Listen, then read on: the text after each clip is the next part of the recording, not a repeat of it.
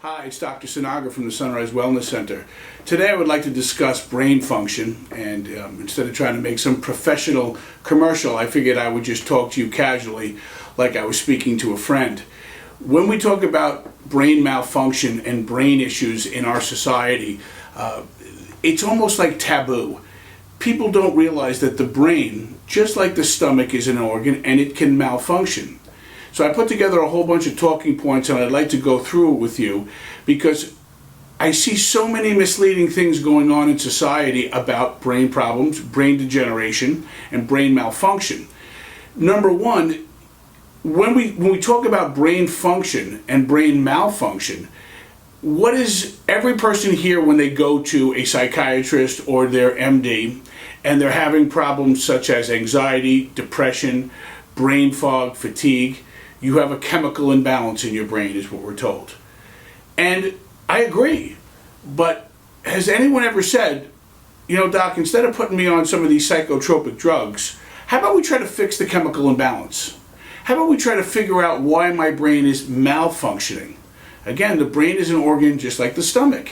Stomachs malfunction, your brain can malfunction. It has a certain set of parameters of certain things that it needs to function properly. What the brain needs to work well is proper supply of oxygen, a proper supply of glucose, and a proper supply of stimulation. Of all the things that I see that are misleading is people believe that brain function is age-related. Oh, I'm having a senior moment. Oh, I'm in my 50s now. And all the research proves that that is just not true. Brain function is not age-related. Now think about that for a second. Most of the time now, when we see people that are having these problems, they just chalk it up to getting older. And that's not reality. That's not the truth. We've seen a massive explosion in our society of brain fog, memory loss, Alzheimer's, anxiety, depression, brain fatigue.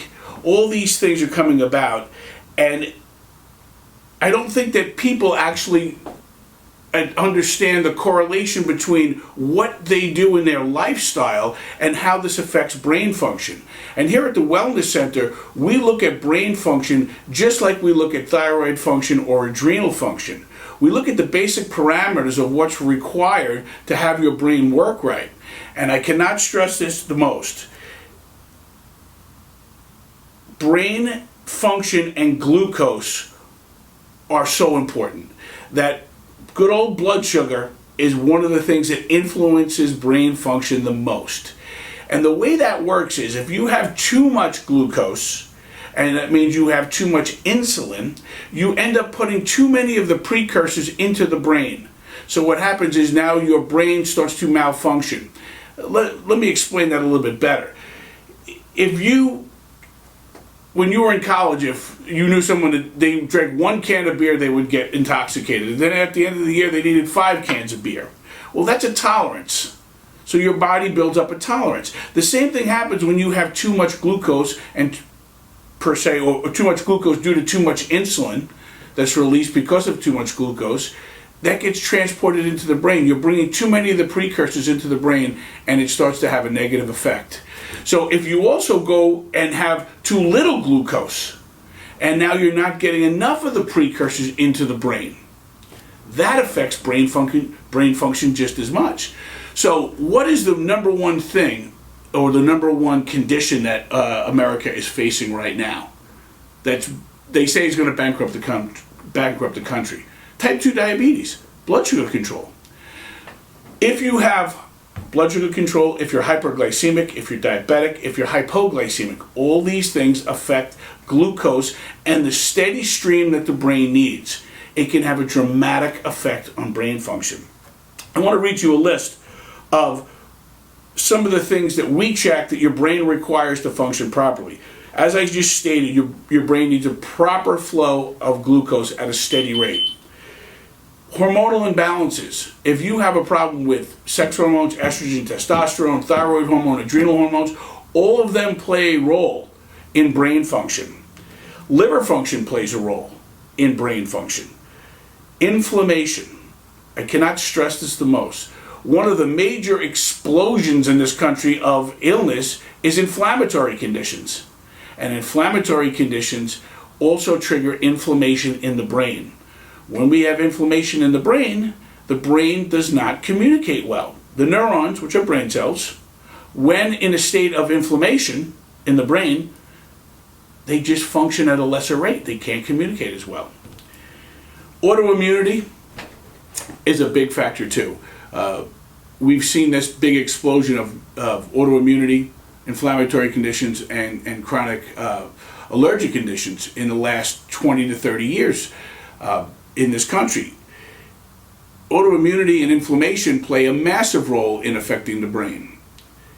And finally, there's adrenal function. The adrenal hormone cortisol can be very damaging to the brain.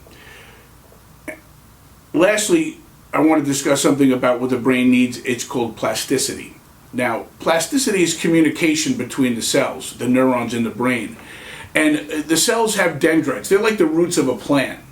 And when the roots of the plant reach out, they can communicate with the neurons at a better rate.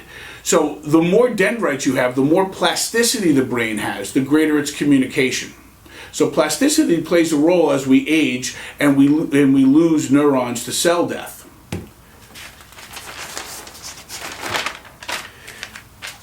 In 2001, they did a study. It's called the Nun Study. It's fascinating.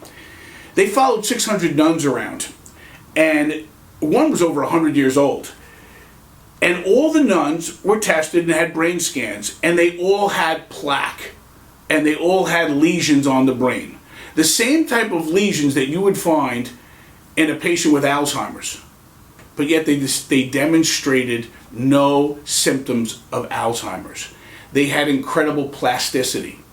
I'll give you a little example of how that works. An infant, for instance. An infant has 4 times as many neurons as we do. 4 times. But yet, their brain does not function as well as either. Their coordination's off, they can't think well. A lot of other things aren't developed yet because they don't have the communication. They don't have the dendrites. So even though they have more neurons, without the plasticity in the brain that comes with the development of the brain, it can't communicate well. And obviously body function is limited and brain function is limited. So what this Nun study has showed us that you can have even a very small amount of neurons, comparatively speaking, but if you have good plasticity, you don't have to demonstrate the characteristics of Alzheimer's, which is very interesting. Now, again, go back to what the brain needs: glucose, oxygen, and stimulation. I can honestly tell you from watching my parents age, when my parents both retired, I noticed a dramatic fall off in their brain function. And what I really picked up was they weren't getting up in the morning at 7 o'clock, they weren't hitting the shower, they weren't getting fast paced, they weren't, they were sleeping late and not reading as much and kind of watching a lot of TV and, all the things that we think we're going to do on retirement, and their brain function suffered. So the Nun study shows us that even if you have plaques and lesions, you don't have to suffer from that. Proper plasticity can be a massive, massive tool to keeping your brain function as we age.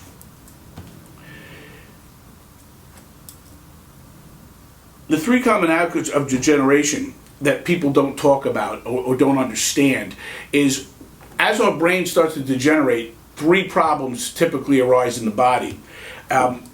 Massive fatigue, depression, and unresolvable digestive issues. These are 3 things that are linked to brain degeneration that many, many clinicians and many medical doctors miss. So if you're starting to notice these 3 things in loved ones or yourself, and they're not resolvable, it may be due to brain malfunction.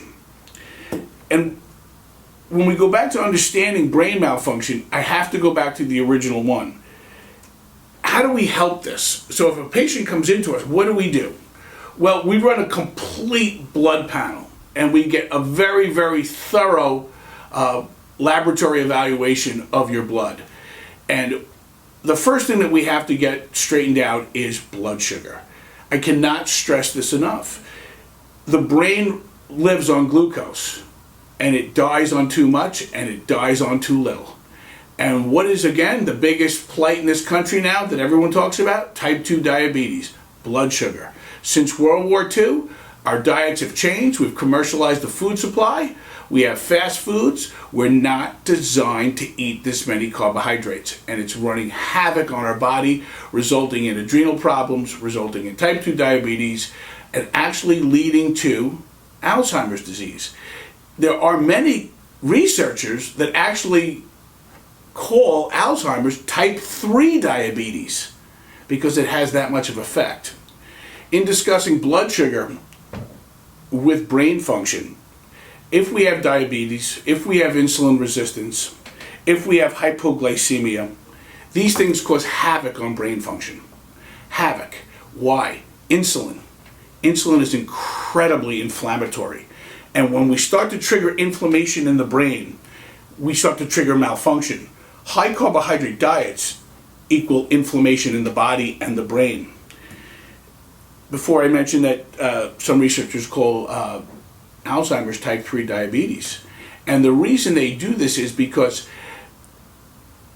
with blood sugar issues comes the triggering of the adrenal glands.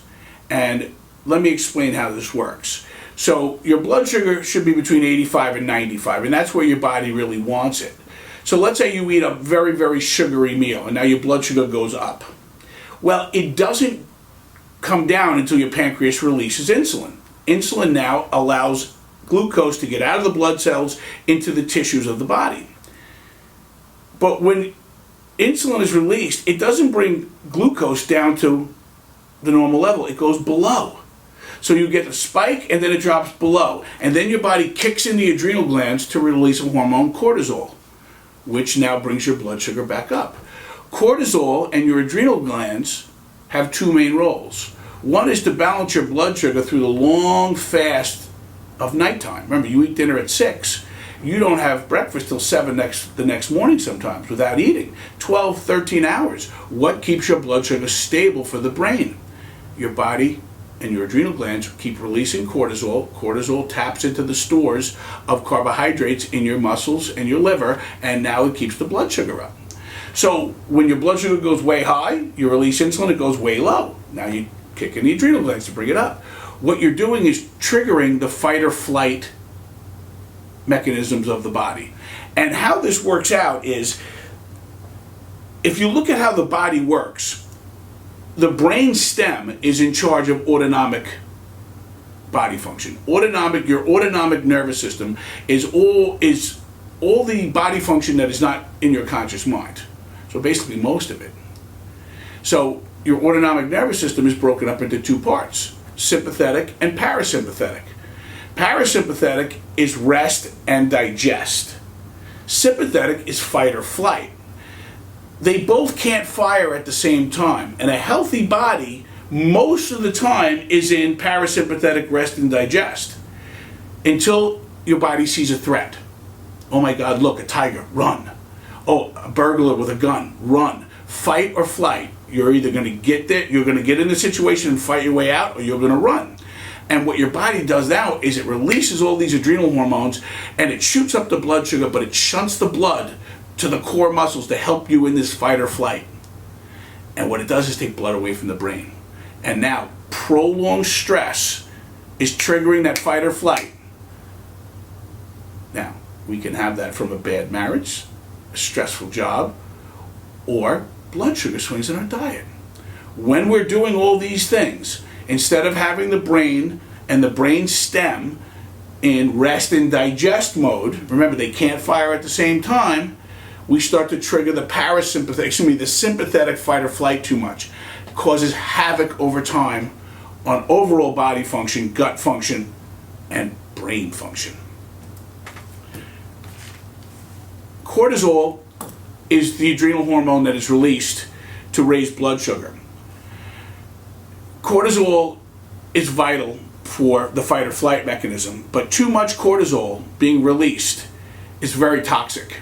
It damages the gut lining, it damages the blood-brain barrier. The blood-brain barrier is this colander, netting, very fine mesh that keeps things out of the brain cavity. So like a colander would keep things from passing out. Cortisol damages that, both of them, and that affects a lot of things. But also the increased cortisol affects the hippocampus. The hippocampus's purpose in the brain is multiple: sleep cycle and other functions, but also it converts short-term memory to long-term memory. So elderly people with poor diets, triggering the fight or flight with a high carbohydrate diet, under stress, not exercising, oxygen going down, you see what they're doing now? They're damaging the brain. And when you release more of this adrenal hormone, you start to actually damage the hippocampus, which is very rich in receptors for cortisol. So understanding these things, blood sugar, adrenal function, fight or flight mechanism, can you see where we're going?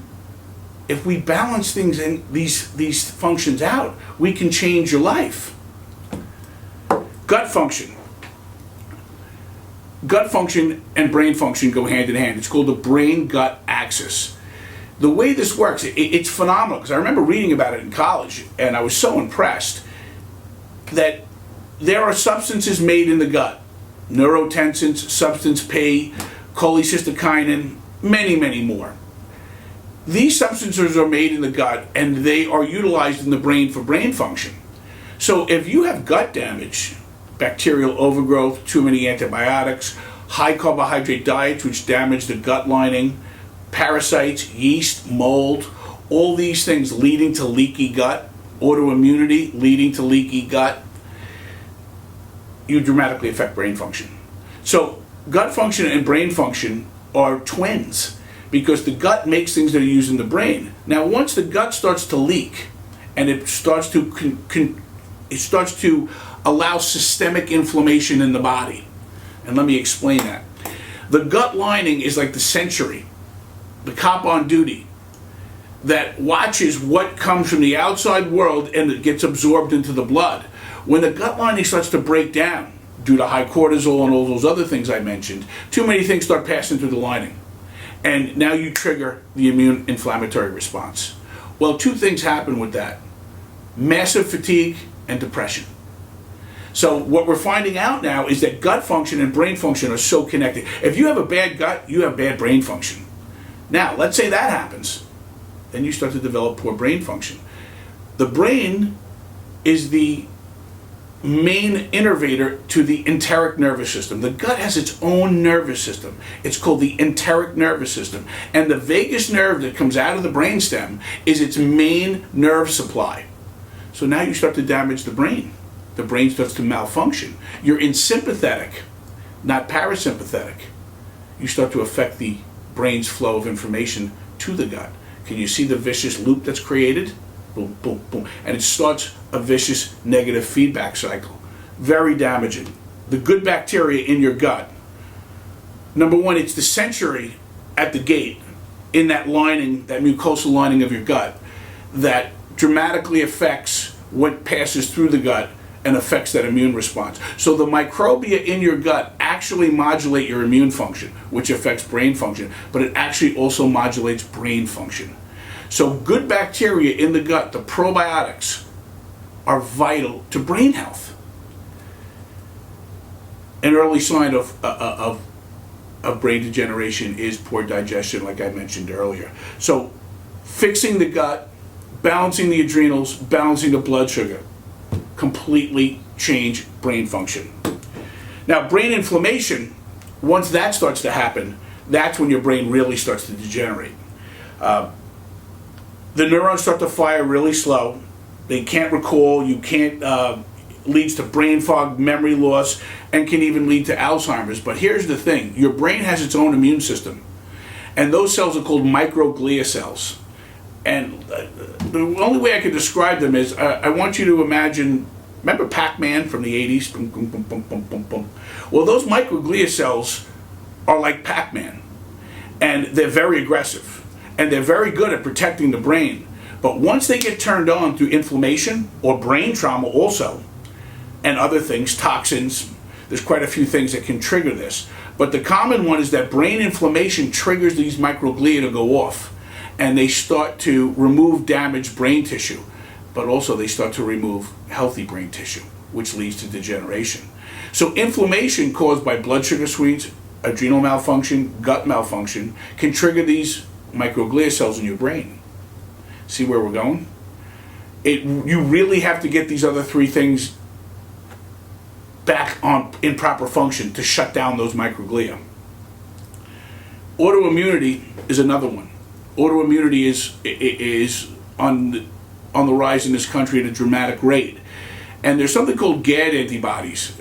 We test for these. Now, autoimmunity is when your immune system loses something called self-tolerance. Instead of protecting your body from outside invaders, it actually starts to attack your body. So instead of being the cop that protects you, it's the cop that starts to rob you. And it starts to attack your thyroid, we call it Hashimoto's, your joints, we call it rheumatoid arthritis. If it attacks the skin, it's psoriasis. It can also attack the brain. And we run a whole panel of antibodies for nerve tissue. But GAD antibodies, and if I can say this word, it's glutamic acid decarboxylase, GAD. GAD is what converts glutamate to GABA. Now, GABA is gabatone. There's 4 neurotransmitters in the brain: serotonin, dopamine, acetylcholine, and GABA. When you have an autoimmune attack and you have GAD antibodies, you're not making GABA. And when you start to not make GABA, you start to have anxiety and all the problems that lead to, because GABA is the only neurotransmitter that is calming. So people that have GAD antibodies tend to have problems with GABA, also having problems with other brain function. The other thing is gluten. There is no protein in the world that is more volatile to the body than gluten and to immune malfunction. So gluten, on a molecular level, is very much identical to brain tissue and thyroid tissue. So if you have GAD antibodies and you have Hashimoto's or you have brain malfunction and you're eating gluten, you may start to develop something called gluten ataxia, where now all of a sudden you start to lose coordination, gait comes off, simple tasks aren't working right. Very devastating to the brain. Can you see where we're going?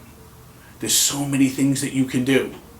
Now, prior to me learning this, and prior to most of you ever listening to this, whenever you had problems like anxiety, depression, brain fog, fatigue,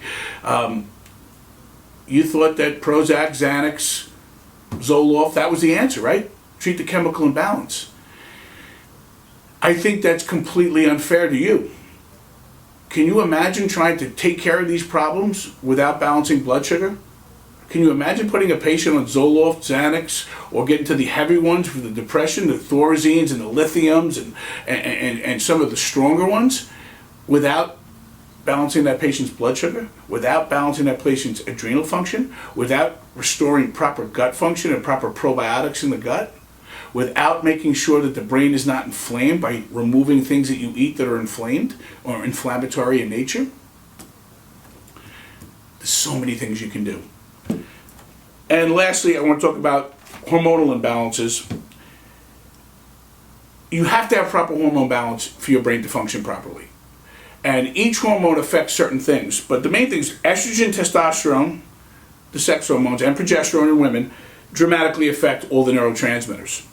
DHEA, which is a adrenal hormone that gets sacrificed when your body uses too much cortisol from blood sugar. So if you start having blood sugar swings again, now your DHEA drops and your brain doesn't have enough DHEA, and that affects brain neurotransmitter and brain function. And of course, thyroid function, thyroid hormones. Thyroid hormones are vital for brain function. So we run a complete hormonal panel on a patient, and guess what is the most devastating situation to proper hormonal balance? Our dear friend, blood sugar. Can you see what I meant before, where I said your brain needs sugar to live, but too much you die by it, and too little you die by it. So understanding this is vital. We have some pretty powerful approaches to brain malfunction and brain degeneration.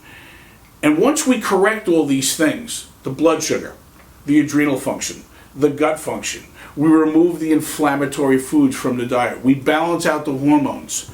Once we've accomplished that, we can use supplementation to give the brain precursors. Each neurotransmitter has a precursor. Dopamine is tyrosine, which is an amino acid. Acetylcholine is choline, and serotonin is tryptophan. These are precursors, and there's a whole bunch of other cofactors that go with these. But a lot of people will read this, and I can see people in the past that have tried this, and I was warned by my instructors, it's not that simple. Just give the person who has a dopamine problem or has a GABA problem or has an acetylcholine problem the precursors, and they'll get better. If you don't fix blood sugar, adrenal function, thyroid function, gut function, and remove inflammatory foods, it's not gonna function well. It's not that simple.